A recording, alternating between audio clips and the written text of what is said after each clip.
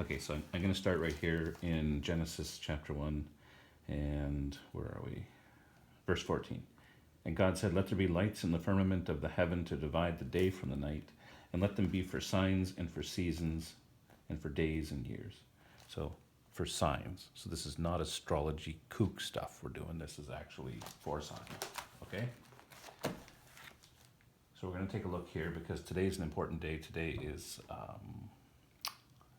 the first day that this possible fulfillment of Revelation 12 happens. And I'll go into some detail. So first, the scripture is Revelation 12. There appeared a great wonder in heaven, a woman clothed with the sun and moon under her feet, clothed with the sun and the moon under her feet, two key things, and upon her head a crown of 12 stars. And she, being with child, travailing in birth and pain to be delivered. And there appeared another wonder in heaven, and behold, a great red dragon, having 7 heads and 10 horns, and 7 crowns upon his heads, and his tail drew a third part of the stars of heaven, and did cast them to the earth. And the dragon stood before the woman, which was ready to be delivered, for to devour her child as soon as it was born. So we know the Mazzaroth is God's story told in the stars, right? Right. Don't film me. Don't film you? No. Too late. So God's story filled in the stars. So zoom in on the iPad here. So you can see here we have the Virgin, Virgo, the constellation Virgo. And what's happening today is pretty remarkable because we have the 19th of November 2016, and it's 2108. And in this constellation of Virgo, Jupiter, which has been traveling this way, has just crossed into, and look at the blue lines, don't look at the actual image that the program puts in there of the woman. The actual blue lines represent her body. So you can see it's just about to begin its course inside the body of the Virgin, okay? And normally it takes about 3 months, 2 months really, to pass through and come out in its path. It would normally cross and come out right between her legs as it would be born normally. But it takes only 2 months. However, right now, it's going to take 9 months to finish its full course through. And it actually works out to a day short of 42 weeks, the gestation period of a human inside the womb, okay? And we're just going to play with this. Now the screen jumps around a bit, so you're going to have to bear with me, okay? But you can see this is today, and literally Jupiter is really just beginning to pass in, okay? So if we go to tomorrow, the 20th, it's now actually just inside the line. And we're not going to get too particular about that because these lines are somewhat subjective as far as where it begins and all. But the main thing is inside the body of Virgo, this happens. So we're gonna skip ahead. So here we have 2016, 11, 20. And you can kind of watch it go. I'm just going to do a couple moves here. You can see Jupiter kind of move. I have to move the screen back, but you can see it move through the heavens.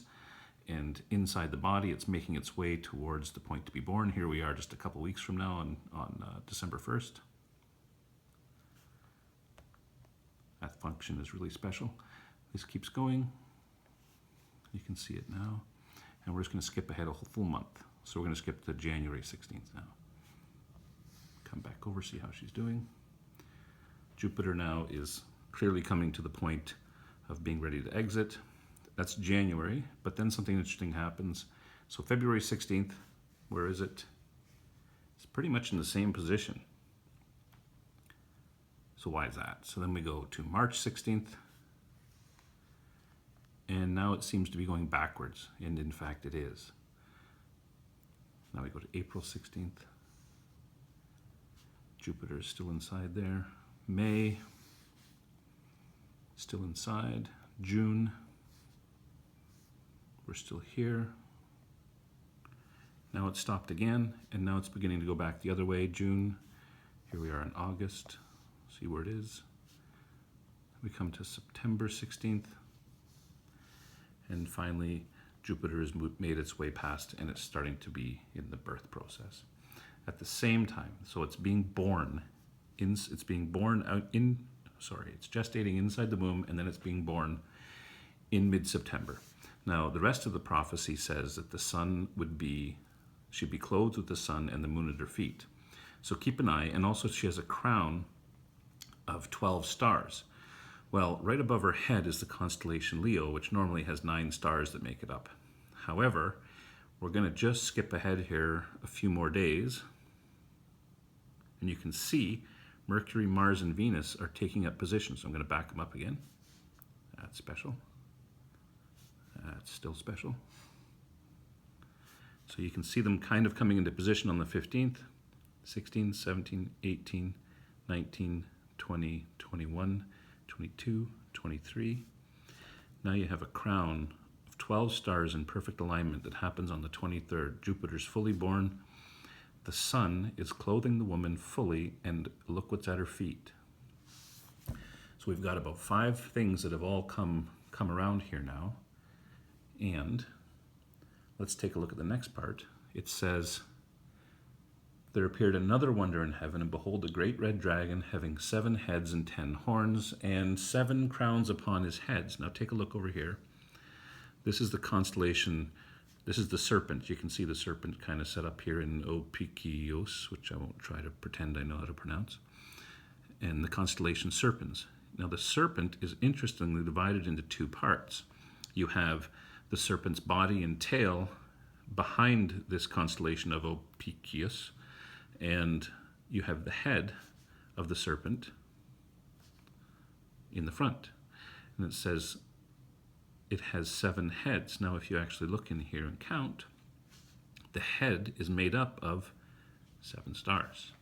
And on its head is a corona borealis, which is the crown, which is also made up of 1, 2, 3, 4, 5, 6, 7 stars. This doesn't happen too often, folks. I don't know of any time in history when this particular event's happened, but it should be something that we pay serious attention to. And what it actually means and what's going to happen on this day on 2017, we don't really know. But I would also like to point out that it is smack dab around the Feast of Trumpets. That's it.